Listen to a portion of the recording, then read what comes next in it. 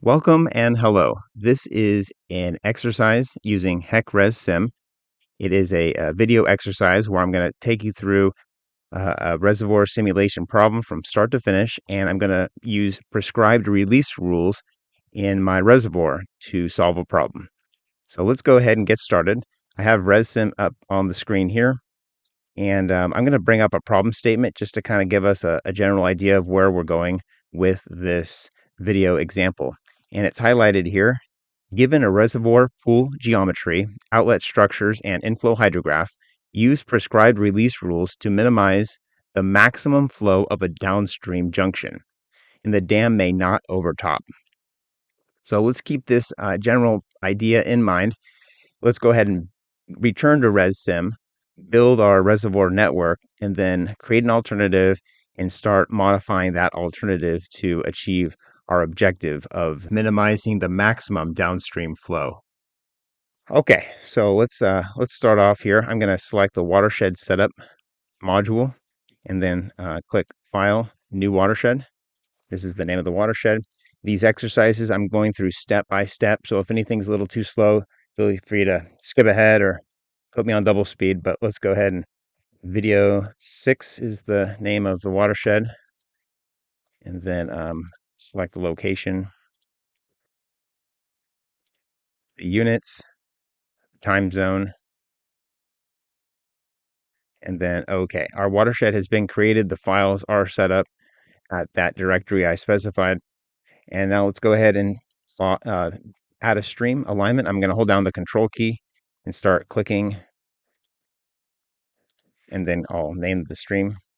Before the last click, you need to release the control key for it to know that you're adding the last click. I'm going to add a computation point by clicking that tool, hold down control, and then click, give it a name. And now I'm going to add a reservoir by clicking the reservoir tool, hold down control on the upstream end of the reservoir pool along the stream alignment, let go of control, single left click, give that reservoir name. Okay, and then one downstream junction I'm going to call CP4. This will be sort of the focus of our objective to minimize the flow at this downstream computation point. But it's called a junction once we create a network. Okay, so I'm going to go ahead and go to the configuration editor real quick. Configuration new. We only have one configuration here, so I'm just going to call it config 1 and then give it a 1 hour time series. That 1 hour is not used for ResSim computation, so we'll just leave it at that. Apply, okay. And we are good with the watershed setup module work. I'm going to go ahead and go File, Save Watershed. And now we're going to navigate over to the reservoir network. Okay, we got to create a network for our projects to come in. So go Network, New. I'll call it Network 1. Configuration will be config 1, the one we just created. Here's our reservoir. I'm going to click the Reach tool here over on the left, hold down Control on the upstream junction, let go of Control, and then a single left click on the next downstream junction. I'm just going to use their default name here. That's fine. Do the same thing for the downstream junction, and we are good. Okay, I'm going to go ahead and save that network. Click the junction tool, and then let's add some inflow to this upstream junction. I'm going to click on the local flow tab, inflow at CP1, and then make a factor of 1.0. Apply. Okay. Okay, next up, let's click our reservoir tool and then edit some reservoir properties. Here we have the reservoir 1, the pool, and the dam associated with reservoir 1 over in the reservoir tree, it's called. I like to just call the dam. All right, so let's start with the reservoir geometry. I'm going to paste this in. Okay, so I'm pasting in the reservoir geometry here. We have a base elevation of 1350, a top of dam elevation of 1500, and then the storage ranges from 0 at the bottom up to 50,000 acre feet at the top. Go ahead and click Apply, and then the plot show up here on the right. Over at the dam, I'm going to, first of all, say the top of dam is 1500. And then the length that's across the top, we'll just say is 800. The problem set says not that it won't spill, so this top length wouldn't even come into play for us. Okay, I'm going to right click and add a controlled outlet. I'm going to say there's 2 gates. Now I'm going to paste in some numbers. We can leave everything else the same. Click apply. Now I'm also going to add an uncontrolled outlet by clicking on the dam and then right click, add uncontrolled outlet. This top elevation is going to be 1450. That's the invert when the uncontrolled outlet or the spillway begins to spill. Then I'm going to select this radio button for elevation versus outflow and then paste in some numbers and then click apply. So that's the max outflow of 8,000. If I click on the dam, we have the combined plot here. So this is pretty interesting and worth taking a look at, where the uncontrolled outlet, the spillway, begins spilling at 1,450 feet of elevation and goes up to a max of 8,000. And then the green line is the controlled outlet, and then the blue line is the sum of the two. That's, of course, based on the elevation. Okay, next up, I'm going to head over to the Operations tab, and this is where we create an operation set and deal with zones and rules. So I'm going to go Operations, New. I'm just going to call it Operation Set 1. We're only going to have one operation set in this exercise. So it starts me off with the 3 default zones. I'm just going to roll with these. That's fine. So I'll say 1,500 for the flood control. That'll be at the top. Conservation, I'm just going to make up a number and say 1,450. Apply. And then inactive will be the bottom. So there's really no inactive zone because I'm identifying the top of the zone here. So I have my 3 zones. I'm not going to do anything fancy. I'm just going to keep it constant. So the guide curve is assigned to the conservation zone, and that's holding steady at 1450. Looks good for now. We are going to add our prescribed release rules to these zones later in the exercise. But for now, we're going to run our first alternative, see what happens, and then come back and make some decisions about those rules. Let's go ahead and close this dialog box and head up over to Alternative Edit. This is where we can create a new alternative. By going Alternative New, we'll just call it something simple, Alt 1, OK. And then the run control will be 1 hour. I'm going to accept just all the other default settings here. Operation Set 1. The look back will be for the reservoir pool. We'll start it at that guide curve elevation of 1450. And then we have starting release from the controlled outlet. That's going to be 5,000 CFS because what you'll see in just a moment, I'm going to have an inflow hydrograph that uses a base inflow of 5,000 CFS. So we're just going to be passing through that base flow. And then the uncontrolled spillway, the uncontrolled outlet is going to be 0 CFS because that corresponds to its flow when the water surface elevation is 1450. It's right there at the invert. So I'm going to go ahead and go alternative save, and we are saved. Good. And the last thing I have to do is assign a time series. Now I have one record here. This is for the inflow at the upstreammost junction, CP1. So I'm going to head over to DSS view and assign that time series by clicking this DSS path. Now it wants me to navigate to that time series dataset, but I don't have it prepared yet. So I'm going to head over to DSS view, and I'm over here in DSS view. And what I have is a hydrograph that I have highlighted, and this is what we're going to use. So it starts at 5,000 CFS. There's a large peak from an inflow, and that goes up to about 31,000 CFS, and then it's going to dive back down to 5,000 CFS. The duration of this data set is for the month of June 2024, so I need to keep that in mind when I'm setting up the simulation.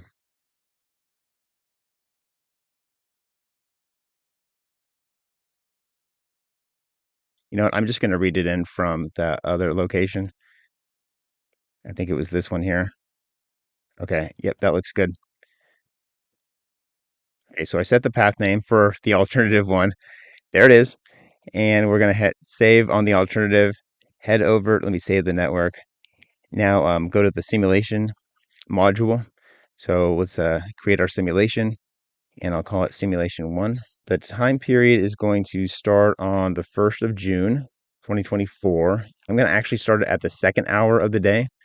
And then the look back period will start in the 1st hour of the day. So just 1 hour of look back. That'll be the 1st hour. And then the simulation is going to end at the end of the month. So we'll make that June 30 at the 24th hour.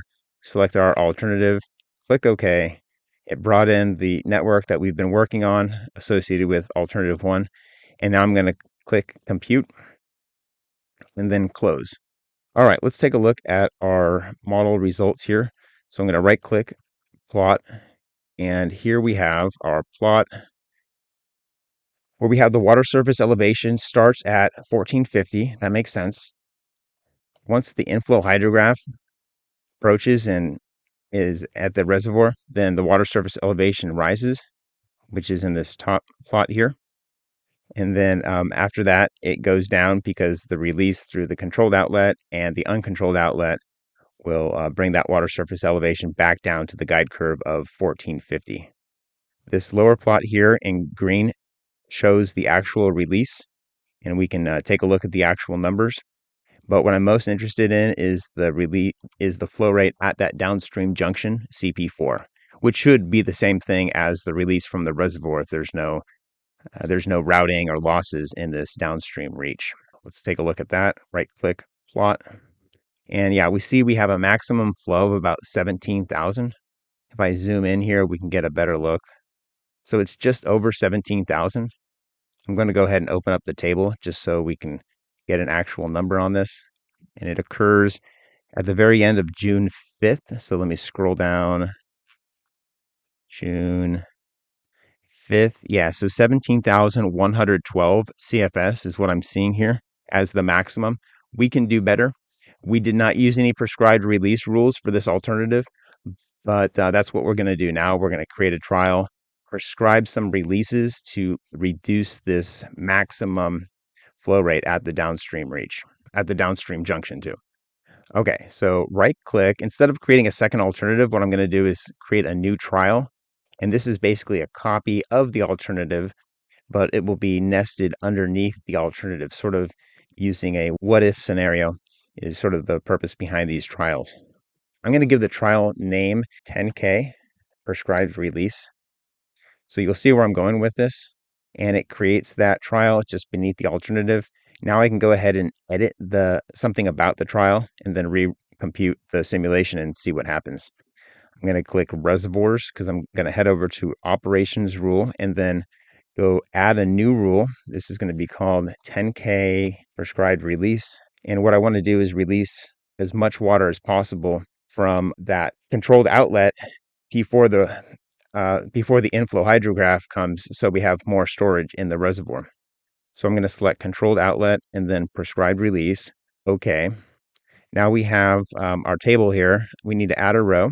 I'll click OK. And what I'm going to do for the operator is set release. Now, it may make sense to also release a percent of inflow or release inflow plus delta, but I'm going to go ahead and just set release to kind of keep things simple, being our first exercise using prescribed releases. And then I'm going to set that to 10,000 CFS. We also have to specify the date start time and end time of this prescribed release rule. Okay, so you can type or paste in a date time.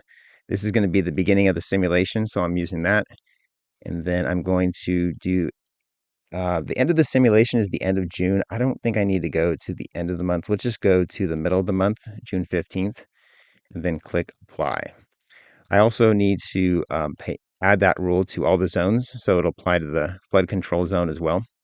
And before I leave this, I want to check out the physical tab and keep in mind that the controlled outlet, which is what we assign that prescribed release to, it cannot even release 10,000 CFS at that starting elevation of 1450. It can release 8,000 CFS. And then as the water decreases, the water surface elevation decreases in the reservoir, it can only release less and less. So ResSim compute will not violate the physical constraints that are in place here. Okay, so let's go ahead and compute that trial one and see what happens. Okay, compute, close, and let's take a look at the reservoir first and see what happens here. And let me unselect alternative one on the results because that could get a little bit too busy. All right, what we have here is a similar looking plot, but not exactly the same. Again, let's take a look at the top plot. This is the water surface elevation, and sure enough, we started releasing water right away. We tried to release 10,000 CFS. We couldn't release that much, but we released quite a bit, and the water surface elevation dropped down to probably 1428. And then, so we had an additional, 22 feet of freeboard to work with compared to the first alternative with no prescribed release rule. And it looks like the water got pretty close to the top of the dam, the 1,500-foot mark. We continued releasing 10,000 CFS, and at the end of the prescribed release rule time period, that stopped, and then we can see that the flows decreased to probably zero for the guide curve elevation to be reestablished there at the middle of the month, around June 15th. Okay, so down here we have the inflow. That was the same as before, and then the release. We notice that there is a release here at the beginning. It's not quite 10,000. It probably starts at 8,000. Yep. And then the release continues here. Let's go ahead and take a look at the CP4 junction and look at our maximum flow rate because it was 17,112 CFS. If I go ahead and plot that, we have a number that's a little bit of an improvement here. So let me go ahead and zoom in. Now we are below 16,000. So we were above 17,000. Now we're below 16,000. Let me get an actual number by clicking File, Tabulate. Again, this occurs right at the end of June 5th, beginning of June 6th. So let me scroll down to that record. Remember, this is an hourly time simulation time step. So we have a record for every hour.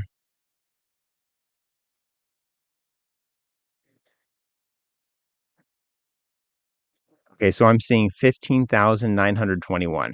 So that was an improvement, but it wasn't as good as we can do. Let me go back to the reservoir plot and then describe what I think we should do for our last trial run. So what I'm seeing, let me make this full screen. What I'm seeing down here in the bottom plot is the flow is a maximum of the 10,000 CFS that we prescribed, which is probably a little bit less. It's probably close to 10,000 CFS. And we also have that release from the uncontrolled outlet.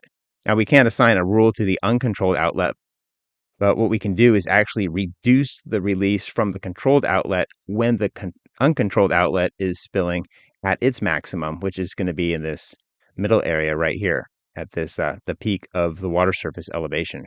I'm looking at that plot again, and I think what I want to do here in this next compute would be to change the prescribed release from 10,000 down to, we'll say, 5,000 in the early morning of June 5th, and that will drop down this flow. Yeah, early June 5th, maybe like 3 or 4 a.m. And then let's see what happens with the plots, and most importantly, the maximum flow rate at that downstream junction. All right, so I'm going to go ahead and click alternative and then create a trial again. This one I will name 10K and then an arrow 5K prescribed release. So it's going to be start at 10 and then it's going to change to 5. I'm kind of making up these numbers arbitrarily just for the sake of getting an exercise and getting some results, but obviously these are not uh, realistic numbers. We would be a little bit more deliberate and scientific about our decisions here. Okay, so yes, I would like to create this trial. I'm going to edit the trial, head over to the reservoirs, and then go to the operations tab. Now, I don't have that prescribed release rule we created for trial one because the process of creating a trial makes a copy from the alternative, not from another trial. So let's go ahead and add a rule. This is going to be called prescribed release is fine. And then it'll apply to the controlled outlet, prescribed release, OK. Insert rows. We're going to use 2 rows this time, and I'll click OK. Now, they are both going to be to set the release. Now, the first is going to be 10,000. The second is going to be 5,000. Apply. Now, we need to specify our date times again. Okay, I got the date times pasted in here. What it is 10,000 CFS from the beginning of the simulation until I said June 5th at 4 a.m. And at that same June 5th, 4 a.m., the release from the controlled outlet will be changed to 5,000, and that'll continue until about the middle of the month. All right, so I clicked apply. I'm going to add that rule to the flood control zone as well. Click apply, and that should be saved in my trial 2. And then click OK. Let's go ahead and run or compute. So it went ahead and computed. Let's take a look at the reservoir, make sure that we didn't spill over the top of the dam and see what we got. Okay, this looks close. Oh, that's very nice. That's very close. Okay. So I'm looking right here at the top plot, and it looks like we come very close to spilling over the top of the dam, but we didn't. That is really, I'm going to look at the table data. So it looks like we get, so June 6th at maybe 4 or 5 a.m. Let me move this over. Tabulate. The reservoir pool elevation is this column here, June. Okay, so 1497.5. It looks like that's our maximum elevation. So we still had another 2.5 feet of freeboard, but we got really close to overtopping that 1,500 foot uh, zone, which is the top of the flood control zone. So I would say that's pretty good right there, despite only being our second trial. And what we see in the bottom plot here, this green line, is the prescribed release dropping from 10,000 down to 5,000 during this 4 o'clock hour of June 5th. Remember, I'm zoomed in quite a bit, so this is what it looks like for the full month. And then if I zoom in on just the first 8 days or so, this is what we're looking at. We have the inflow as it's always been, and then our prescribed release. Sorry, this is the total release from both the controlled outlet as well as the uncontrolled outlet. And you can see that the peak is definitely less. It looks like let's zoom in here. The peak release looks around, it's above 12,000, but not too much. Well below the 15,800, whatever we did from trial 1. And of course, much less than the 17,000 from our original alternative, which had no prescribed release rules. So that's exciting. Let's go ahead and look at that plot for the downstream junction.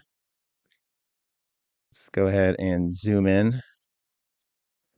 And yep, so it's 12,000, maybe 400 something. Let me open up the table. So it's going to be at June 6th, maybe the first couple hours.